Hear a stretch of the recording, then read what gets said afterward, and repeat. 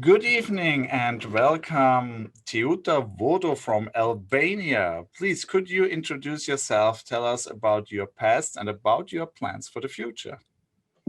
Hello, good afternoon. Thank you very much for the invitation. First of all, let me congratulate you, Dietmar, for all the great activities that you're organizing so far and your great interest in such topics.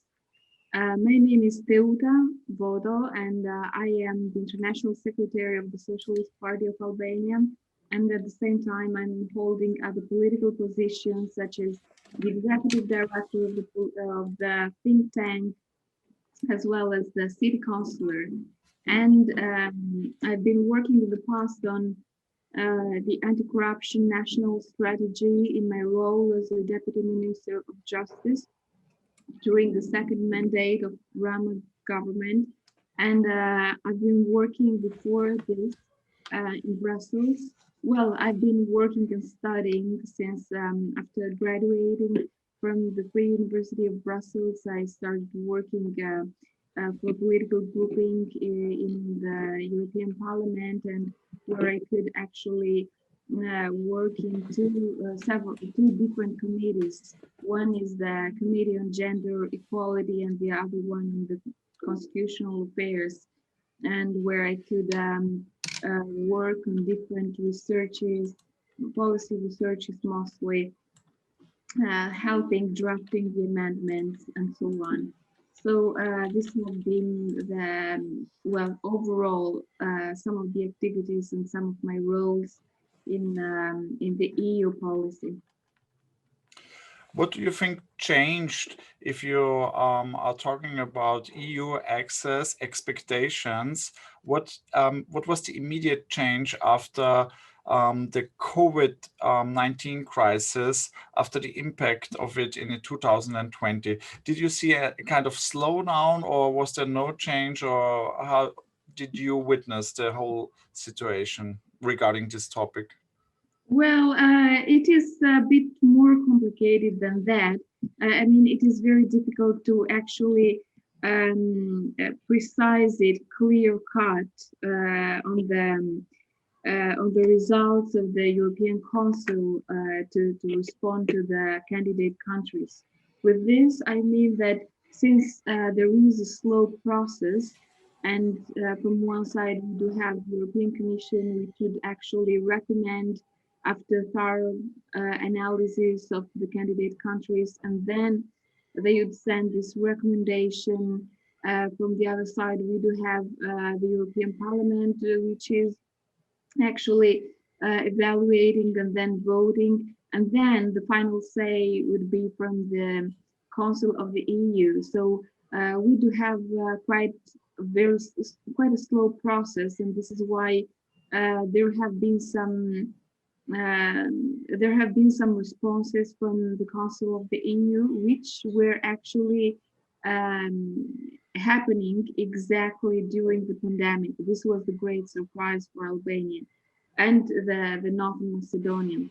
Actually, it was exactly in March last year that the Council of the EU decided to open officially the negotiations with the two countries. So, and this was something we did not expect to happen in the middle of the pandemic. It was the last thought we had in our agenda. So, from one side, I would say that it is the exact opposite. Like, we received a positive response exactly during the pandemic. On the other side, it is true that right after that, we did not have the opening of the chapters. So there were 35 chapters of the EU that the candidate countries should work on, and we do not have the official say on this. So we're still waiting. And in this regard, yes, the enlargement agenda has not been on the table so far. So we were expecting from one side to have it either now in March or in May. the response from the Council of the EU. But of course, it affected a lot the candidate countries. And in this, when I say the candidate countries, I mean especially Albania and Macedonia, since the Northern Macedonia, since Serbia and Montenegro, they're still working on the chapters. They do have their chapters open, so it is actually up to them to work on uh, to get the work done, so to say. What I find interesting is that since a couple of years, if you visit the events about the whole EU enlargement process, then you sometimes can see that if you're talking to the MEPs, they are in Austria, they're very pro enlargement. Yeah, also about economic reasons, but they are also speaking about stability, about democracy, and all this stuff. Yeah. But on the other hand, I think it is very important to highlight that there is a huge difference between the countries. And in my opinion, there's a problem that we are talking about the Copenhagen criteria only, and we are not talking about ideology. We are not talking about public opinion. We are not talking about international relations. And because you mentioned Serbia, yeah, and if you say the difference between Serbia and Albania is that Albania has a clear pro-Western, pro-European direction, and Serbia has a very, very strong relation with Russia and China. And we know that both countries have a quite difficult relationship with the European Union, to say it um, precise. Yeah. So do you think or do you expect that the view of the population, the view of politics, the direction in which a country is heading, that this is more on the table on the EU side, and this is not only about the internal politics? This is a very good question. We have discussed actually a lot on the ideologies, but this is not something that it is discussed within the political parties. Uh, the reason is sometimes very obvious, since the political systems that we had before the democratic transition was very much related to the ideology. Here I'm referring to either the Communist Party of Albania or the ex-Yugoslavia. So they were heavily supported by ideological convictions. So this is why now these countries, they somehow they want to get rid of all this approach, since they somehow believe it brings nothing. On the other hand, we can hear from political actors that the ideologies plural is dead. Of course, I do understand that it is quite an extreme statement, but these countries are very much fighting with other topics, such as corruption, for example, which is one of the major problems within the region. And this, either you're a leftist or rightist political party, you're supposed to fight it. And this, or the economy, and how somehow the rights of the workers and of the middle class are somehow left aside because they are considered somehow a luxury. So these are some of the challenges which are quite practical for the Balkans. So somehow the ideology is considered somehow an additional asset, which for the moment we cannot afford it. Um, on the other side, what I can understand from the member states is that they are very much at the level of the MEPs, the members of the European Parliament. They are very much in favor, especially the Social Democrats. They have been supporting us and so on, and We are very much grateful to this. But of course, the power of the European Parliament is very limited when you compare with the fact that the final say is actually given by the Council. So the member states actually are having the final say, especially France and Germany and the Netherlands. And these countries have, depending on the specific moments of the enlargement, but most of them have been quite demanding.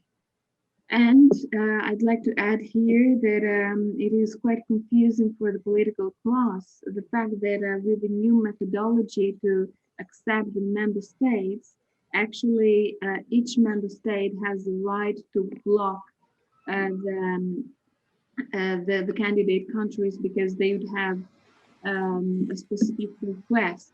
For example, this has been the case of Bulgaria just 1 month ago, asking to Northern Macedonia to admit that the Macedonian language, as a matter of fact, is part of the Bulgarian language and so on, which is considered quite humiliating by the Macedonians. There are some eyebrows reason concerning this methodology, since the process is becoming more and more difficult, and these countries somehow are left aside. Then there is little hope that they may flourish and develop and change for the best if they don't have a big push and a great support from the EU. That But triggered then my next question a little bit. What about the public opinion? Do you see a kind of change? I mean, are people disappointed of the European Union, or is there still hope? And is that the European direction still a way people and citizens want to go? Or is it something like, okay, I think it's too slow, we should not rely on the EU anymore? How do you feel that citizens react, and what is the position? Yes, well, at the beginning, for example, in the 90s, people considered like Albania will be, it was not very clear as a concept, like what it meant to be in the European Union. And this approach has changed over time. So Albania still stays very popular, and the citizens are very much in favor of the membership, and each political party actually has supported this agenda, the EU agenda. So we don't have so far political parties which are criticizing the EU, but the public is actually more aware of how complicated it is to be part of the EU. And if before it was considered like a mere process of membership and which should go more or less smoothly, now the fact that there are different news, such as what does it mean to obtain the official status of the candidate country, what does it mean, the stabilization and association process, and what does it mean now to open the chapters and to close the chapters. I mean, they are becoming more and more aware that this is a complicated process. So somehow they are not disappointed, but they are actually understanding that from one side, the political class of Albania has its own responsibility, but on the other side, there are, with Brexit and so on, as a bit of a slowdown of the EU to accept new members. Still, I do see a difference between Albania and Northern Macedonia or some other countries in the region, since for example, in Northern Macedonia, we do see a far right political party, which is very much actually questioning the EU, and they are actually, asking to the public what they do think about the benefits of the EU, the real ones. And they find it humiliating, the fact that they changed their name and so on. So, and in the case of Albania, there is no plan B, like there is no other geopolitically, no other big partner or ally that we do see other than the EU and the United States. So the political parties and their programs very much rely on the Western agenda and to be part of the EU. And we do consider that this is somehow a carrot and the stick mechanism, which is actually limiting the political class to be abusive and yes, well, actually to be a bit more motivated to move forward in the direction of the EU. Yeah, thank you very much. You mentioned it very clear. What was also my point, that there is a clear path for Albania since the end of the Iron Curtain, and this path is towards the west and towards Europe. And there is, and this is the most important thing, there's no alternative. It's not like with other countries that maybe have a very close relationship to Russia, which is, by the way, in economic terms and in many other terms, no alternative. It's more a kind of ideology and history, and you can make a lot of populism with it, but it's not a real alternative for a European country, for none of them. But this is another story. I would like to also speak about the domestic politics in Albania, because you have the insights and you already told us that all parties are basically pro-European, so you do not have the Eurosceptics like in other countries. How can we understand the party systems? What is um, the race, who is in charge of the most voters according to the recent polls? Does it go more towards the right or to the left? And we heard recently there were a lot of discussions. I think there was something with a monument or a theater which was going to be distracted, and some people were upset about it. So what are the recent news we should know in Western Europe about the situation in Albania? Well, and now we are running for the third mandate, and we're having the general elections in the 25th of April. So we are in full campaign for the moment. It will be for the first time in history that we're going to have open list elections where the citizens can elect not only the political party but the candidate as well. And this will this will offer more transparency for the citizens as well. And what I can say for these two mandates where the Socialist Party run and were in government is that the main card and the main case on the table has been the justice reform.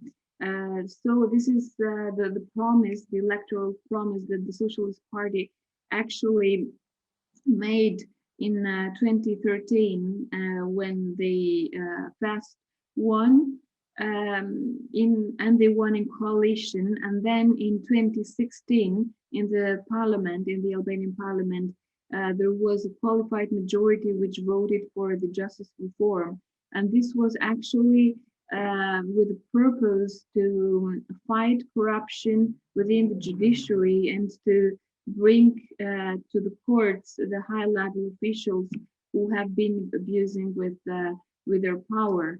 Of course, I can just let you imagine what a challenge this has been. First of all, because of the nepotism, because of the small network around the country. The population does not exceed 3 million inhabitants.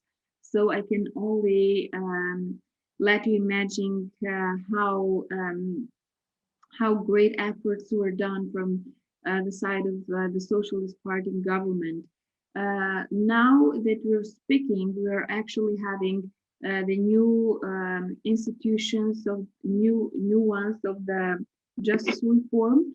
We suffered from the absence of a high court and the constitutional court because many judges and prosecutors could not pass the vetting process. The vetting process was actually based on three criteria: so the property criteria to scan like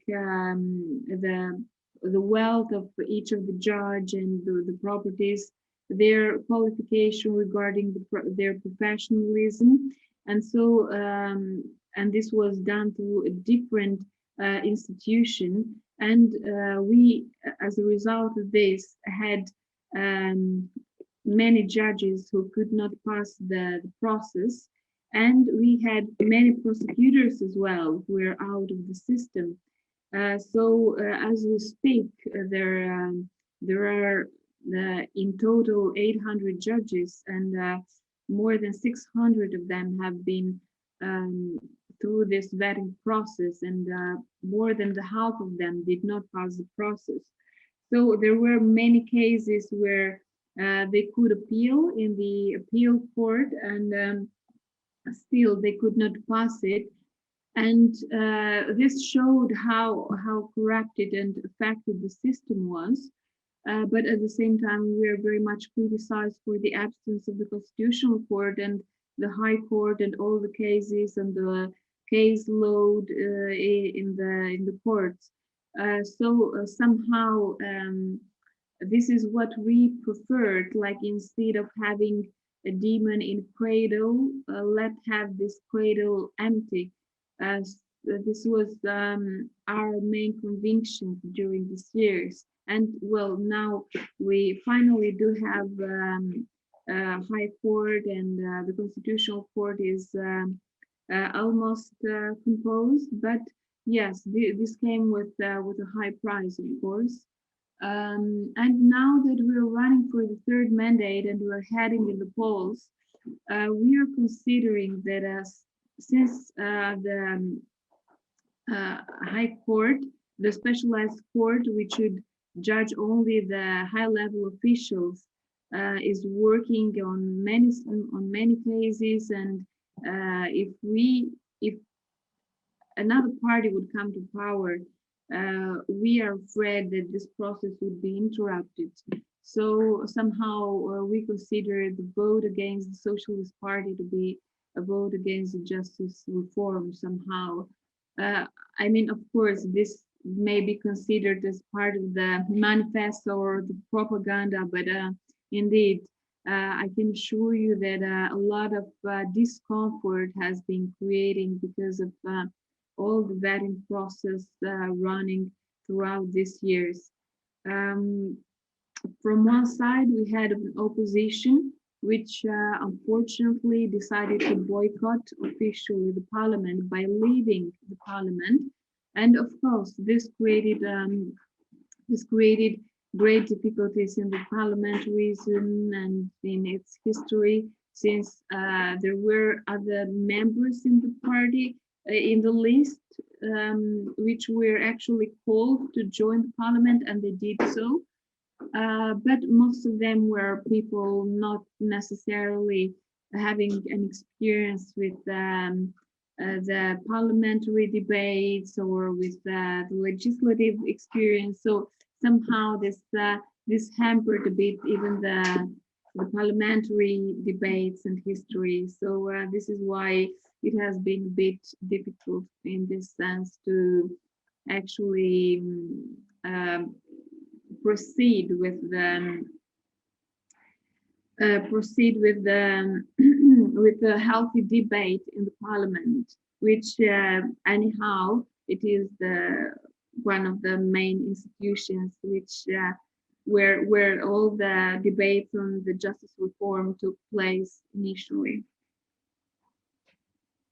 This is quite a common problem, that parties do not work together to achieve goals, but they block each other. And if you engaged into this judiciary process, for instance, and other parties see this not as their achievement or not as their project, and or even are beneficial of if it's not happening. Yeah, so this is a huge problem, especially if a country is on a developing process and is developing democracy and working against corruption. And we can see a lot of examples where the fight against corruption is a not very hard one only, but also a very slow one, and it needs steady activities to come closer. And I think the EU can be of help. But what I understand, and this is also my next question, and it has to do a little bit with this ideology thing. Um, if you take a look at what happened in, I think it was 2016, we had a Brexit referendum, and right now they are gone. Yeah, there are a few contact lines remaining, but to be honest, the Brits are gone. Yeah, so don't you think that the European Union has to gain a strategic advantage if we would welcome Albania in a, let's say, less bureaucratic access process? So if it's up to me, I would say, okay, we need to do this, and we need, of course, we need to force the reforms, and we need to help. Yeah, but wouldn't it be good to accelerate the process despite existing problems which you described 2 minutes before, not only on behalf of Albania, but also as a strategic value for the European Union? I mean, according to the situation we have since Brexit, since a lot of influence by Russia or China. Yeah, what is your opinion about this approach, or about this argument? So if I get this right, you are asking that shouldn't the EU be active to accept other countries because they lost the UK? Yeah, this is the UK is one argument, but yes, I would not say no. But also, shouldn't we access new countries and accept new countries just because we need them? Not only they need us, but we need them to also maintain a kind of stability, political stability, and security stability. And we have this whole disinformation situation, for instance, and we can do more. We have more influence to a country if it's part of the European Union than if it's outside. Yeah, this is what we know, and we also witnessed in history, like if we are talking about Turkey or Serbia, that countries are also drifting away from the EU, or drifting away from the West, and maybe we should engage in the access process to make such things not happen anymore, or to come even closer and work together and say, okay, we force the membership, maybe not tomorrow, but on Wednesday, and not in 2 months when you are maybe gone, and when you say we are fed up, we don't want to deal with the EU anymore, we go to China. I don't say that it's happening, but you understand them. Yes. Well, I mean, it is a very complicated process. I mean, starting with the Brexit, there was a very cynical saying from some political actors in Brussels, saying like, yes, we lost the UK and we're getting the Balkan countries. Well, and I mean, it's like losing a golden friend and gaining, you know, someone who is not very shiny in a way. So this became, from one side, humiliating, and on the other side, a bit funny. Anyway, just to respond seriously, I believe that somehow our political class is to blame for not explaining very clearly the benefits that the EU member states would get. I mean, very often it is about advertising. And I do believe that the biggest flaw of the Balkan countries, not only Albania, but I can see it other countries as well, through different even internal discussions that we've been having, is that we bring up only the problems we do have, and we forget that even other EU member states, they do have a lot of problems, but they somehow manage to not hide them, but you know, put them aside and try to put forward all the benefits that they can offer to the club. I mean, the EU is a club at the end of the day, and each of the member states, they have to offer the best they can. And I do believe that the political classes of the Balkans have been not very skilled to actually explain what are the benefits that the EU would get from this. So very often the perception has been that they were a burden to the EU and a burden to the taxpayers of the European Union. From one side, yes, I would point the finger um, towards us all somehow.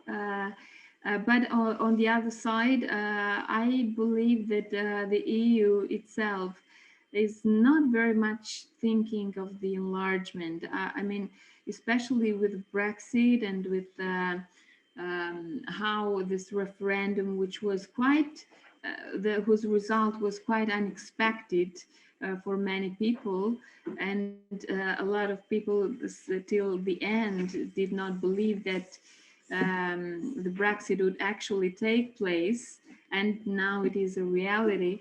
And they are actually dubbed in the EU, this big, heavy machinery, which is actually,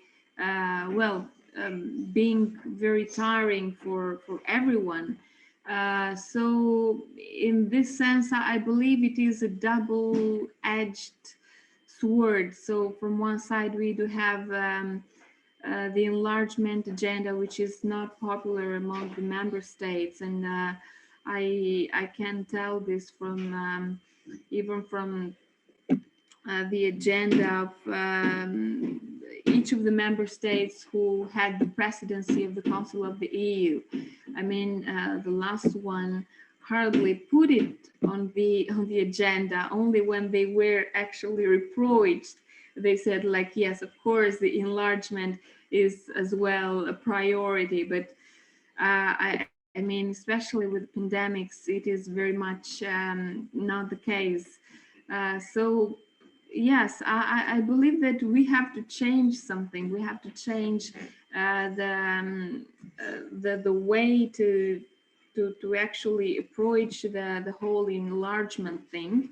Well, to explain that geopolitically it is important for the investors. It is important that it may be much easier for, I don't know, a German investor or an Austrian investor to go to the Balkans rather than to go to China, since they would have many other facilities that they wouldn't find in China. So these are some of the topics that we did not necessarily brought up whenever we had the chance to do.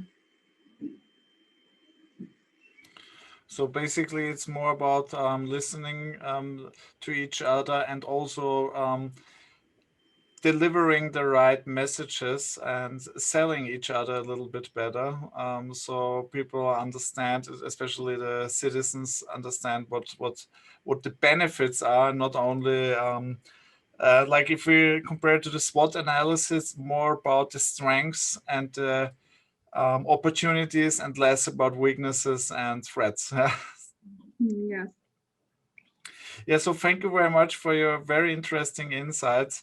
I want to welcome you to Vienna after the pandemic, to our various organizations. Most of them you know already. We from Vienna Goes Europe, we have our own series of events. We planned a lot, and we cannot tell you when, but we can tell you that there is going to be something. But of course, because of the COVID-19 crisis, we do not have any dates. But if you are in Vienna, we would love to welcome you to a kind of workshop and to a discussion or to a panel, because we think this is a very important topic. It's um, a lot on the agenda of all the so-called EU bubble, at least in Vienna. But we know, and I think this is very important that you mentioned that it's not everywhere in Europe um, on the same scale, or not on the monitor, and we should do our part to promote this topic. And yeah, it was great to see you.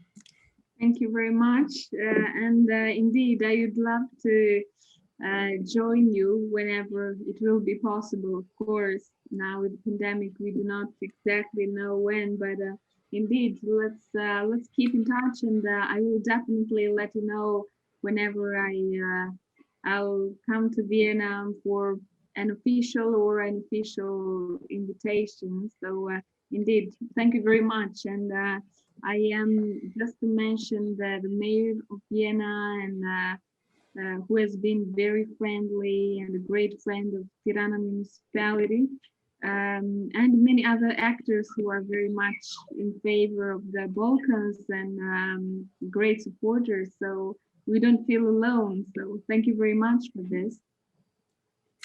You are not alone. Yeah, this is a very nice saying. Thank you very much.